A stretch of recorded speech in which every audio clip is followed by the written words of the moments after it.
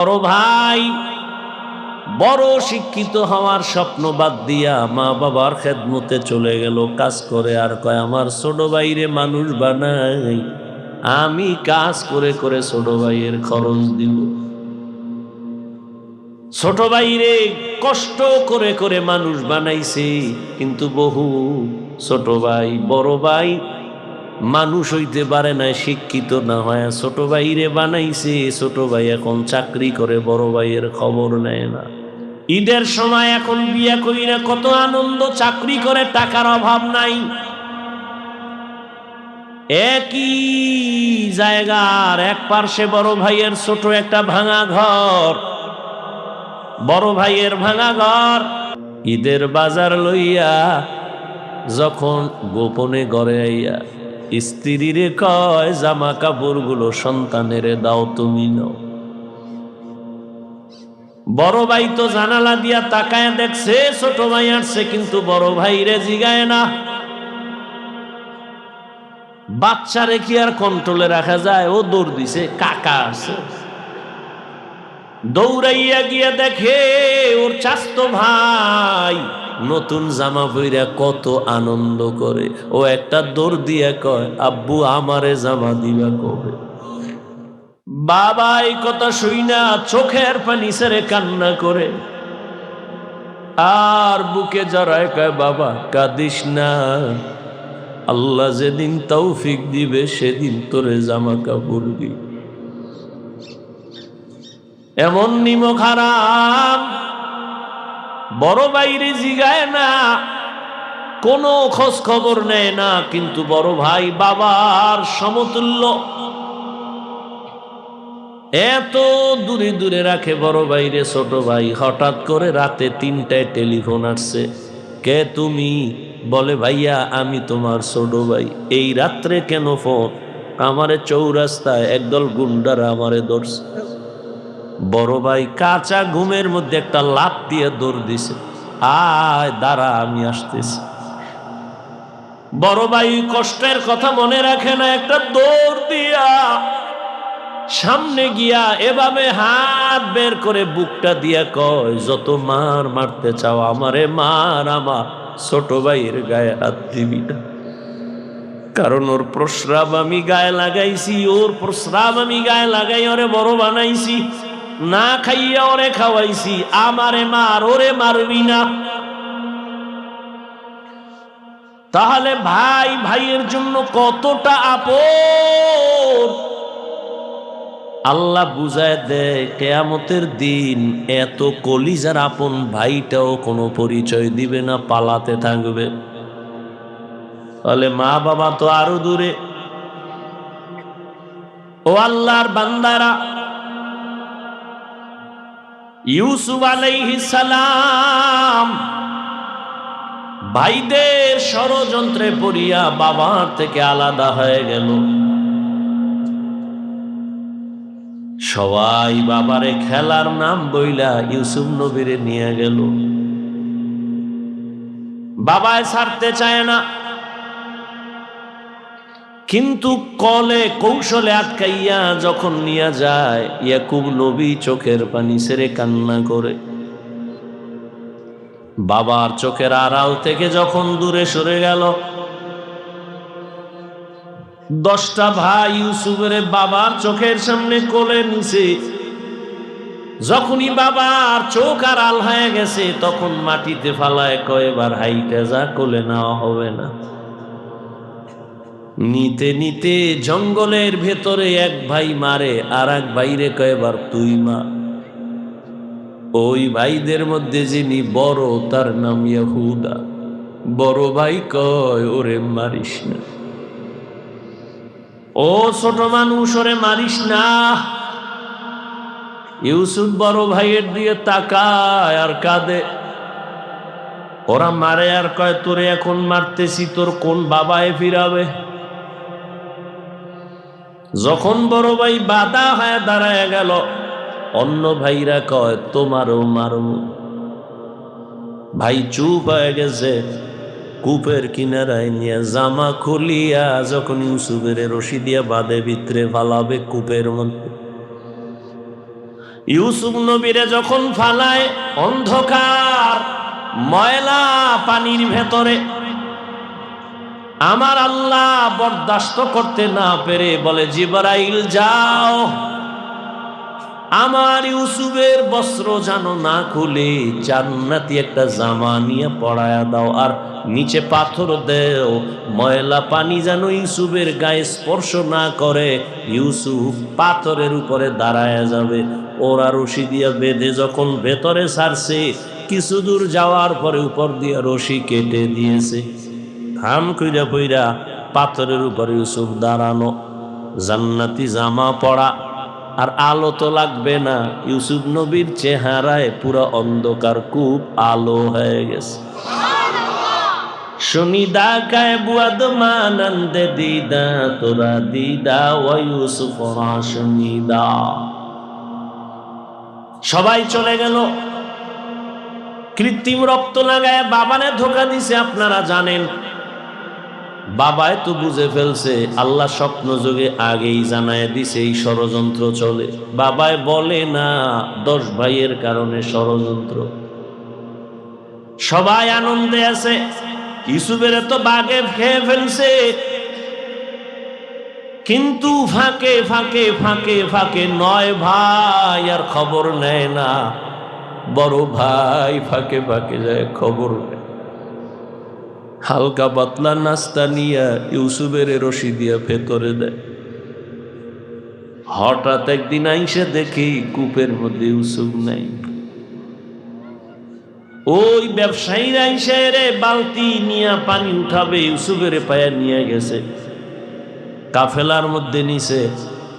বড় ভাই পাগলের মতো হয়ে গেল, কই আমার ইউসুফ গেল। অন্য ভাইদের ডাক দিছে, আয় তাড়াতাড়ি, ইউসুফ তো কূপে নাই। মায়া বুঝানোর জন্য ওদের বলছে, কিন্তু ওরা যে ষড়যন্ত্র করবে তাও তো জানছে। বড় ভাইয়ের অন্তরে মায়া, এক পর্যায়ে তো তারে ইউসুফের নিয়ে গেল মিশরে। বিশাল ইতিহাস। আল্লাহ তাআলা একটা সূরাই নাজিল করছেন, সূরা ইউসুফ। মিশরে যখন আল্লাহ পাক ইউসুফ নবীর অর্থমন্ত্রীর দায়িত্ব দিলেন, দুর্ভিক্ষ লেগে গেছে সারা দুনিয়ায়, মিশরের আশেপাশে। ইয়াকুব নবীর এলাকায় দুর্ভিক্ষ, খানা নাই, উপবাস। ইয়াকুব নবী কয়, যাও মিশরে, ফ্রি খানা দেয়, যাও তোমরা 9 ভাই, তোমরা 10 জন চলে যাও, যাইয়া তোমরা ওই মিশর থেকে কিছু খানা নিয়ে আসো, আর কিছু টাকা ছিল পুরান টাকা, এটাও নিয়ে যাও। খানা আনতে যায় মিশরে। আল্লাহর কি কুদরত! ইউসুফ নবী সিংহাসনে আছেন, দায়িত্বশীলরা খানা দেয় লাইনে দাঁড় করায়া। শাহী গেট দিয়া যখন আওলাদে ইয়াকুব যখন 10 ভাই ঢুকছে, ওরা ঢুইকাই খানার লাইনে দাঁড়াইছে, কিন্তু কেউ জানে না কারা। ইউসুফ দেখেই চিনে ফেলছে, আমার সেই 10 ভাই। ইউসুফ নবী গোপন রাখছে, পরিচয় দেয় না। এদের ডাইকা পরিচয়হীন ভাবে নিজেকে পরিচয় গোপন রাইখা এরপরে পরিচয় নিল, আপনারা কোথা থেকে আসছেন, কেনান থেকে আসছেন, আপনাদের আব্বার নাম কি? বলে আব্বার নাম ইয়াকুব। বলে আপনাদের আব্বা কেমন আছে? বলে ভালো। অনেক ভালো। কহা, তবে একটা ভাই আমাকে হারায় গেছে। তাই নাকি? বলে হ্যাঁ। পরে কয়, আমার আব্বা যেন ওই ভাইকে হারায়া কানতে কানতে কানতে কানতে অন্ধ হয়ে গেছে। ইউসুফ নবী পারে না, চিল্লায় কান্না করে, কিন্তু কন্ট্রোলে নিয়ে কয়, আপনারা কয় ভাই? কয় আমরা 10 ভাই। কার ভাই নেই? কয় এক ভাই তো হারায় গেছে। আর নাই? হ্যাঁ আর একজন আছে, বিনিয়ামি। কই? সে আব্বার কাছে। দায়িত্বশীলকে গোপনে বলে দিল ইচ্ছা রকম খানা দে, বস্তা বইরে দিবি, আর ও যে টাকা দিছে ওই টাকাও খানার মধ্যে ঢুকাই দিব, ওরা যেন না দেখে। ইউসুফ নবী বিদায় বেলা বলে দিলেন মেহমানদারি করা চলে যান, খানা তো বেশি দিন থাকবে না, শেষ হইলে আবার আসবেন, তবে একটা শর্ত, ওই ছোট ভাই আপনাদের সাথে নিয়ে আসবেন, না হয় খানা দেওয়া হবে না। ইউসুফের আপন ছোট ভাই বিনিয়ামিন বাড়িতে যাইয়া 10 ভাই প্রশংসা করে, বাবা মিশরে যে আমগো খানা দিছে অর্থমন্ত্রী বড় ভালো মানুষ, আমাদের আলাদা সম্মান দিছে, মেহমানদারি করাইছে। ওরা তো জানে না আমগো ইউসুফ। খানার বস্তা খুইলে দেখে টাকা যা দিছিলাম তাও ফেরত, আরো খুশি। এইবার আব্বা জান আমাদের একটা শর্ত দিছে, আবার খানা আনতে যাইতে বলছে, তবে ছোট ভাইরে না নিলে দিবে না। বাবায় বলে একটারে নিয়ে 250, এটারও সারু। ইতিহাস বড় করুন। খানা যখন শেষ হয়ে গেল, এবার বিদায় বেলা বাবার সাথে ওয়াদা দিছে এই ভাইরে আর হারাবো না দাও। এইবার বিনিয়ামিনের নিয়া 11 ভাই মিশরে রওনা। মিশরে যাইয়া আবার ইউসুফ নবীর সাথে মোলাকাত। ইউসুফ নবী বিনিয়ামিনের পাইয়া পারে না, কলিজাটা ফেটে একটা চিৎকার দেয়, কন্ট্রোলে নিয়া বলে আজ আপনারা আমার রাজপ্রাসাদের মেহমান হবে। সবার জন্য একটা একটা রুম বানাইলো, এক এক রুমে দুইজন করে করে ঘুমাবে। রাতের বেলা শিডিউল করে আপনারা 2 ভাই এক রুমে, আবার 2 ভাই এক রুমে, ঘুরতে ঘুরতে 5 ভাই 10 ভাই 5 রুমে ঢুকে গেল। এখন বাকি রয়েছে 1 ভাই বিনিয়ামিন বাকি। আপনারা যদি কিছু মনে না নেন, এক রুমে কি এই ভাই থাকতে পারে আপনাদের? কয় না। কথা আপনারা অনুমতি দিলে এরে আমার সাথে আজকে রাখি, আমার সাথে ঘুমাবে। এরা তো খুশি, যদি মন্ত্রীর সাথে ঘুমায় তা আমাকে খাওয়ান বেশি পাবো, মোহাব্বত বাড়বে। ওরা বললো ঠিক আছে আলহামদুলিল্লাহ। এবার 10 ভাইরে 5 রুমে দিয়া 40 বছরের বিরহের বেদনা অন্তরে জমা। দীর্ঘ 40 বছর পর্যন্ত ভাই বিনিয়ামিন রে দেখে না, বাবা ইয়াকুবরে দেখে না। ইউসুফ আজকে কি ঘুমাবে, বাইরে রুমের মধ্যে নিয়ে কয়, রে বিনিয়ামিন বল আমার বাবা কেমন আছে। বিনিয়ামিন কান্না করে, ইউসুফের জন্য দুঃখে দুঃখে বাবা কান্না করে অন্ধ হয়ে গেছে। এক পর্যায়ে ইউসুফ নবী কৌশল অবলম্বন করে বিনিয়ামিনের সাথে গোপনে সব খোঁজ খবর নিয়া বিনিয়ামিন রে ছাড়বে না, কৌশল কইরা বিনিয়ামিন রে রাখার জন্য ইউসুফ নবী রেডি হলেন। ভাইরা আমার,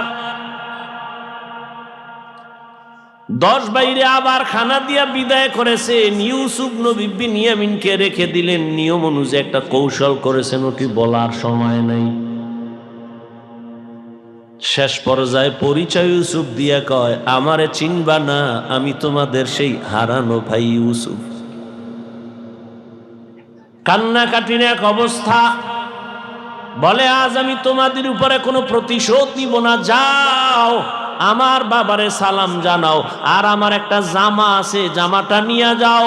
আমার আব্বা জান অন্ধ,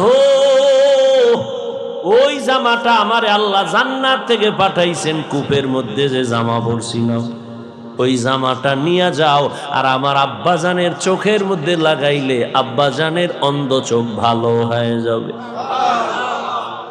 আর আব্বাজান রে সহ আম্মারে নিয়া তোমরা এইবার সব আমার আমন্ত্রণে মেহমান হয়ে এখানে চলে আসবা। আল্লাহ তাআলা 40 বছর পেরিয়ে যাওয়ার পর মা বাবা ভাইদেরকে মিশরে পৌঁছায় দিলেন। এরে আল্লাহর গোলাম, এই ভাই ভাইয়ের জন্য যে কত মায়া, কত মোহাব্বত, কিন্তু এমন দুনিয়াতে আসলাম যে ভাই ভাইকে জবাই করে এই দুনিয়াতে আমরা আসছি, জানি না মইরা গেলে আমগো ভবিষ্যৎ আর কত খারাপ হয়। কিয়ামতের ময়দানে ভাই ভাইয়ের থেকে আলাদা হবে, মা আলাদা হবে, বাবা আলাদা হবে, বন্ধু বন্ধুর থেকে আলাদা হবে। আল্লাহ বলেন ওই দিনের ভয় অন্তরে জমা কর, অন্তরে ওই ভয় জমা করিয়া যদি গুনাহ থেকে নিজেরে বাঁচাও, আমি ওয়াদা করলাম তুমি বিনা হিসাবে জান্নাতি। हर के दारत खौफे हकदार दिल मदाम जन्नतुल मावा देहद ও রামাকাম। এই ভয়ের নাম খৌফ, এই ভয়ের নাম খশিয়া, এই ভয়ের নাম তাকওয়া। এই ভয়টা জন্মলগ্ন থেকে পাওয়া যায় না, এটা অর্জন করা লাগে। এই ভয় বা তাকওয়া কোথায় তুমি পাইবা? বলে লিকুল্লি শাইইন মা'দিলুন আ মা'দিলুত তাকওয়া কুলুবুল আরিফিন। ভালো ভালো জিনিস রাখার গোডাউন আছে, তাকওয়ার গোডাউন হলো আল্লাহর প্রিয় বান্দাদের কলব। আল্লাহর আরিফিন যারা, তাদের কলব হলো তাকওয়ার গোডাউন। তারা নেক নজর দিবে আর তোমার কলবে তাকওয়ার পাওয়ার ডুববে। এটাকে বলে তাওয়াজ্জুহ। কারণ আল্লাহর প্রিয় বান্দা যারা, আল্লাহর বন্ধু যারা, এদের চোখে পাওয়ার আছে, এদের কলবে পাওয়ার আছে। এই পাওয়ার আল্লাহ দান করেন, তাকওয়ার কারণে দান করেন। কোরআনে এই পাওয়ারের নাম ফুরকান, হাদিসে এই পাওয়ারের নাম হলো ফেরাসাত। ইয়া আইয়ুহাল্লাযীনা আমানু ইন তাত্তাকুল্লাহ ইয়াজআল লাকুম ফুরকানা।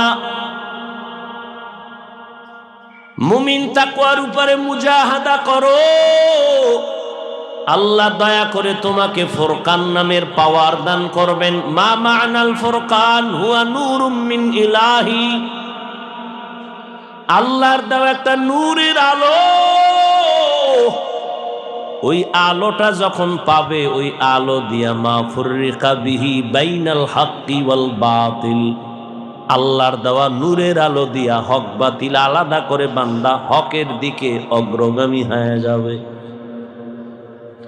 قال رسول الله صلى الله عليه وآله وسلم اتقوا فراسة المؤمن فإنه ينظر بنور الله। আল্লাহর ওলি যারা, আল্লাহর প্রিয় গোলাম যারা, তাদেরকে আল্লাহ ফেরাসাতের পাওয়ার দান করেন। তোমরা সাবধান হে উম্মত, তুমি জীবনে যা দেখবা না, আল্লাহর প্রিয় বান্দা তারা এই ফেরাসাতের পাওয়ার দিয়া অনেক কিছু দেখবেন, আল্লাহর নূরের আলো দিয়া। অতএব তাদের নেক নজর লাগাও তো অন্তরে ভয় চলে আসবে, তাকওয়া চলে আসবে। আর ভয় আসলেই গুনাহ থেকে বাঁচা সহজ হবে। একটা সন্তান মা বাবাকে ভয় করে, তার প্রমাণ মা বাবার সামনে সন্তান অন্যায় করে না। কেন? শাস্তির ভয়। একটা ছাত্র শিক্ষকের ভয় করে, প্রমাণ বলে শিক্ষকের সামনে অন্যায় করে না। কেন? শাস্তির ভয়। ঠিক এই দুনিয়ায় যেই বান্দা আমার আল্লাহকে ভয় করবে, ওই বান্দা গলায় ছুরি লাগাবে, কোনোদিন দাড়ির মধ্যে ছুরি লাগাবে না।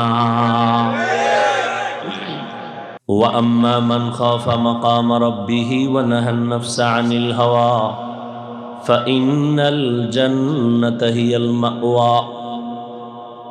আল্লাহ বলেন, কিয়ামতের দিন আমি আল্লাহর আদালতে দাঁড়াইয়া হিসাব দেওয়ার ভয়ে যারা দুনিয়ায় নিজেকে গুনাহ থেকে বাঁচাইবে, আমি আল্লাহ ওয়াদা করলাম তাকে বিনা হিসাবে জান্নাত দিব। সুবহানাল্লাহ। না সারাদিন বিড়ি টানলে সুবহানাল্লাহ। নবীজি বলেন, ইত্তাকিল মাহারিম তাকুন আ'বাদান নাস। আল্লাহর নিষিদ্ধ জিনিস থেকে নিজেকে বাঁচাও, তো মানুষের কাছে মর্যাদা তোমার বেড়ে যাবে। বাড়াবেন কে? আল্লাহ বাড়ায় দিবেন। দুনিয়াতে মানুষ বানানোর আগেই তো আল্লাহ মর্যাদাবান করে বানাইছেন। 24টা ঘন্টার প্রতিটি মুহূর্ত নূরে তৈরি ফেরেশতারা আল্লাহর তাসবিহ পড়ে গুণগান করে। একটা গুনাহ করবে দূরের কথা, ফেরেশতারা গুনাহ চিনেই না। এরপরেও ফেরেশতারা আল্লাহর কাছে দামি না, মর্যাদাবান না। কিন্তু মানুষকে আল্লাহ এত সম্মান করেছেন, এত সম্মান দিয়েছেন যে মানুষ কেমন মানুষ, চাইলেই সে নামাজ বাদ দিয়ে চলবে, চাইলে মন্দিরে যাবে, চাইলেই মসজিদে যেতে পারবে, চাইলেই নেক আমল করতে পারবে, চাইলেই গুনাহ করতে পারবে। এই মানুষের আল্লাহ মর্যাদাবান করার পরে মানুষ বানাইছেন, বানাইয়া মর্যাদা দেন নাই, মর্যাদার সিদ্ধান্ত নিয়ে তারপরে মানুষ বানাইছেন।